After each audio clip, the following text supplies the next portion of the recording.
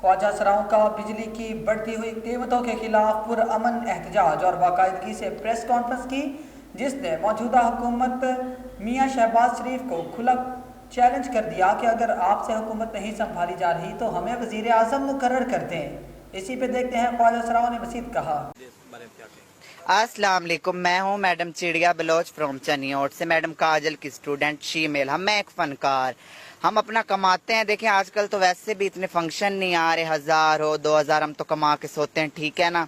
हम ख्वाजा सर हैं शीमेल, हमने अपनी भी जिंदगी गुजार, हमारे नहीं हालात खराब, पूरे मुल्क के ही हालात खराब हैं कि सिर्फ हमारे हों। लेकिन बिजली के बिल देखें ना, इतने ज्यादा आ रहे हैं, लोग परेशान हैं, इतने आ रहे हैं, कैसे सब अपना पूरा करें। हम लोगों ने तो अपने घर वगैरह के भी अखराजात पूरे करने होते हैं, हमने आपस में भी पैसे वगैरह बांटने होते हैं, सौ जरूरियात होती है, फिर बिजली के बिल इतने आ रहे हैं। देखें ये अच्छी बात तो नहीं ना है। तो अगर आपसे हुकूमत नहीं संभाली जा रही, नवाज शरीफ हमें दें, हम संभालते हैं। ये गवर्नमेंट क्या कर रही है?